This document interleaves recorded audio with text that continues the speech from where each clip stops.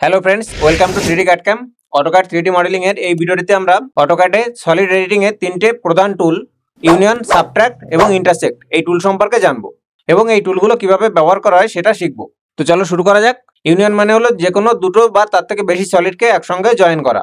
এবার রয়েছে সেকেন্ডে সাবট্রাক্ট। সাবট্রাক্টের মানে হলো যে কোনো সলিড থেকে অন্য একটা সলিড বা অন্য একাধিক সলিড কেটে বাদ দেওয়া বা সেই সলিডের শেপ কেটে বাদ দেওয়া। এবার 3 নম্বরে রয়েছে ইন্টারসেক্ট। ইন্টারসেক্ট হলো দুই বা তার থেকে বেশি সলিডের মধ্যে যে কমন পোর্শন থাকে, একই জিনিস যে সলিডের মধ্যে থাকে, দুটো সলিড বা তার থেকে বেশি সলিডের মধ্যে, সেই অংশটা রেখে দেওয়া এবং বাকি অংশ বাদ দেওয়া। তো চলো এবার অ্যাপ্লাই করি। এর জন্য প্রয়োজন আমাদের সলিড মডেল, দুই বা তার থেকে বেশি সলিড মডেল প্রয়োজন। তো আমরা আগে থেকে সলিড ক্রিয়েট করে রেখেছি, না হলে ভিডিওর লেন্থ অনেক বেড়ে যেত। তো লেয়ার 1 রয়েছে এই সলিড তিনটে। তো দেখো এখানে তিনটে সলিড রয়েছে এবং প্রত্যেকটির সঙ্গে একটা নির্দিষ্ট গ্যাপে রয়েছে। তো যদি গ্যাপে থাকে তাহলে ইউনিয়ন কমান্ড কাজ করবে না, যে জন্য আমাদের এই সলিডগুলোকে মুভ করতে হবে। তো সিলেক্ট করলাম, করার পর এই পয়েন্ট থেকে এই পয়েন্ট এখানে মুভ করে নিলাম। এই লেফট সাইডের বড় সলিডের সঙ্গে এই সলিডটা টাচ হয়ে রয়েছে।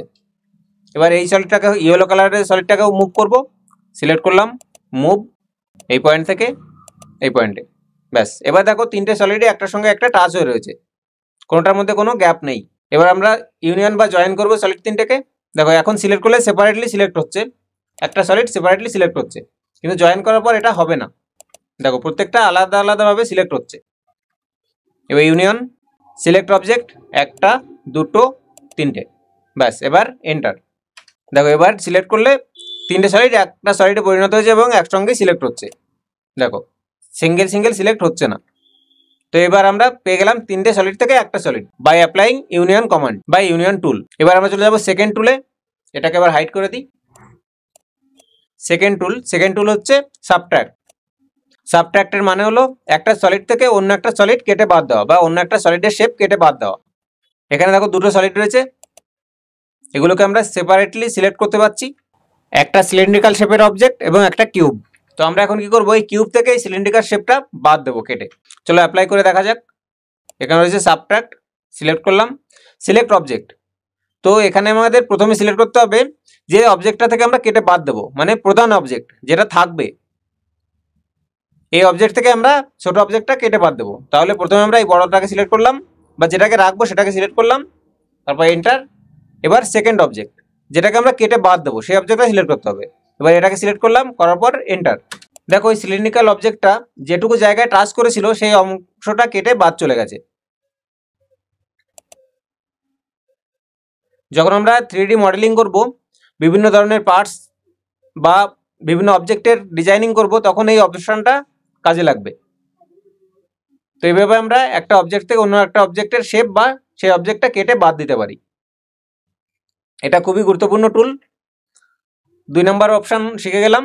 এবার আমরা যাব থার্ড টুলে, যেটা হচ্ছে ইন্টারসেক্ট। এটাকে হাইড করে দিই। এবার 3 নম্বর। ব্যাস, এখানে দেখো অনেকগুলো অবজেক্ট রয়েছে, তিনটে অবজেক্ট রয়েছে, তিনটে কালারের তিনটে অবজেক্ট রয়েছে এবং এগুলো জয়েন করা অবস্থায় নেই, সিঙ্গেল অবস্থায় রয়েছে। তোমাদের দেখিয়ে দিচ্ছি। দেখো প্রত্যেকটা সেপারেট অবজেক্ট। মুভ করে নিচ্ছি। দেখো এটাকে এদিকে 50 mm মুভ করলাম। দেখো এটা একটা আলাদা অবজেক্ট হয়ে গেছে। এই অবজেক্টটাকে মুভ করছি ওইদিকে 50 mm। ব্যাস, দেখো তিনটে অবজেক্ট রয়েছে এখানে। এই তিনটে অবজেক্টকে আমরা একসঙ্গে জয়েন করব। জয়েন করার পর সেই অবজেক্টের তিনটের মধ্যে যে কমন পোর্শন রয়েছে সেটাকে রেখে দেবো এবং বাকিগুলো ডিলিট হয়ে যাবে। এটা আমরা শুধুমাত্র ইন্টারসেক্ট টুলের মাধ্যমে করতে পারবো। এই ইন্টারসেক্ট টুলটা প্রজেকশন ড্রয়িং এর মাধ্যমে কোনো অবজেক্ট ক্রিয়েট করার জন্য প্রচুর পরিমাণে ব্যবহৃত হয়। যেমন ধরো কোনো একটা ড্রয়িংয়ে রয়েছে ফ্রন্ট ভিউ, সাইড ভিউ এবং টপ ভিউ, তিনটে ভিউ। তো এখানে যদি আমরা এই পিঙ্ক কালারের এই অবজেক্টটাকে ফ্রন্ট ভিউ মনে করি এবং গ্রিন কালারের অবজেক্টটাকে সাইড ভিউ এবং ইয়েলো কালার অবজেক্টটাকে টপ ভিউ মনে করি, তাহলে এই তিনটে ভিউ আমরা তিন রকম অবজেক্ট পেয়েছি। এগুলোকে যখন ইন্টারসেক্ট করব তখন আমরা এর অরিজিনাল যে অবজেক্টটা থাকবে সেটা পেয়ে যাব। তো চলো এটাকে মুভ করে ইন্টারসেক্ট করে দেখছি। এই দুটোকে প্রথমে সিলেক্ট করলাম, এবার মুভ করবো 50 mm এদিকে, কারণ ওদিকে নিয়ে গেছিলাম। 50 এন্টার। এবার এই অবজেক্টটাকে আরও 50 mm ওইদিকে নিয়ে যাব। 50 এন্টার। ব্যাস, এবার তিনটে অবজেক্ট দেখো একসঙ্গে রয়েছে কিন্তু সেপারেটলি রয়েছে। যখন সিলেক্ট করছি সিঙ্গেল সিঙ্গেল সিলেক্ট হচ্ছে, দেখো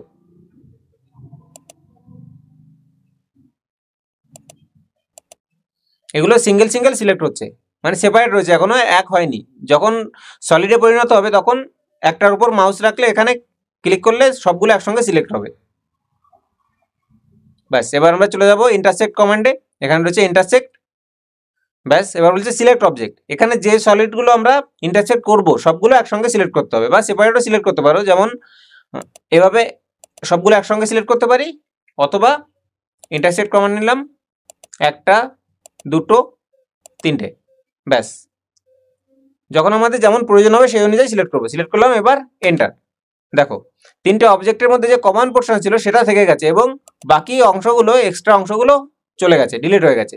তো এবার আমরা ফ্রন্ট ভিউ, টপ ভিউ এবং সাইড ভিউ তিনটে ভিউই দেখবো। দেখো ফ্রন্ট ভিউয়ে এই রকম ভিউ দেখাচ্ছে, যেখানে তিনটে ভিউয়েরই অংশ রয়েছে। এবার সাইড ভিউ গেলাম, রাইট সাইডে দেখো এরকম দেখাচ্ছে। এবার টপ ভিউ যাব, টপ ভিউ দেখো, টপ ভিউ সেম অপশন রয়েছে। তো এটাও খুব ব্যবহার করা হয়।